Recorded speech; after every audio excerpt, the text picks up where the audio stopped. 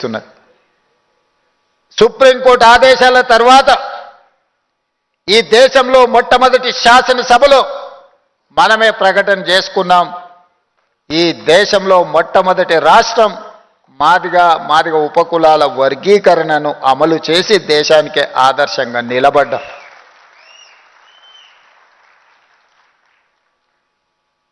వర్గీకరణ అన్ని సమస్యలకు పరిష్కారం చూపించిందా అంటే చూపించకపోయి ఉండొచ్చు. మిగతా సమస్యలు ప్రొఫెసర్ కాసిం గారు చాలా విషయాలు ప్రస్తావించారు.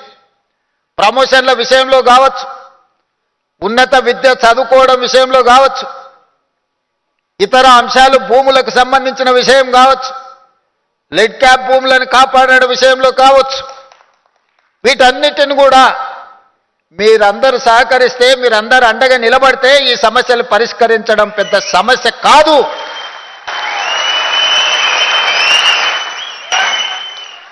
ముందుకు నేను వెళ్ళి సమస్యను పరిష్కరించడానికి ప్రయత్నం చేస్తున్నప్పుడు వెనక నుండి జరిగే దాడిని మీరు అడ్డుకోగలిగితే ఈ సమస్యకు పరిష్కారం దొరుకుతుంది. మీ అందరికి ఉన్నట్టే నాకు 2 చేతులు 2 కళ్ళు మాత్రమే ఉన్నాయి. పని చేసే ముందుకే చూస్తాను, ముందుండే పనుల్ని చేస్తాను.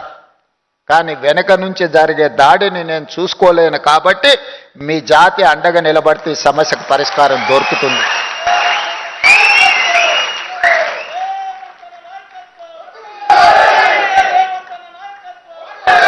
ఏదో ఒక రోజు, ఏదో ఒక నెల కష్టపడితే ఈ సమస్యకు పరిష్కారం లేదు.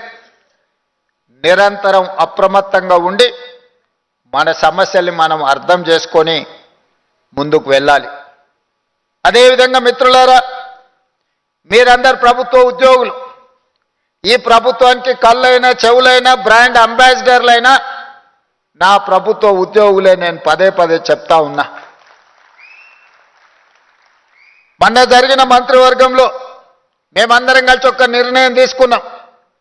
ప్రజాపాలన ప్రగతి ప్రణాళిక కార్యక్రమం 99 రోజుల కార్యాచరణ కార్యక్రమాన్ని తీసుకున్నాం. ప్రభుత్వం వచ్చిన తర్వాత రేషన్ కార్డులు ఇచ్చినాం, సన్నబియ్యం ఇచ్చినాం, ఇందిరమ్మ ఇండ్లు ఇచ్చినాం, 200 యూనిట్లు ఉచిత కరెంట్ ఇచ్చినాం, ఆడబిడ్డలకు బస్సులో ఉచిత ప్రయాణం ఇచ్చినాం, రైతు రుణమాఫీ చేసినాం, రైతు భరోసా అమలు చేసినాం.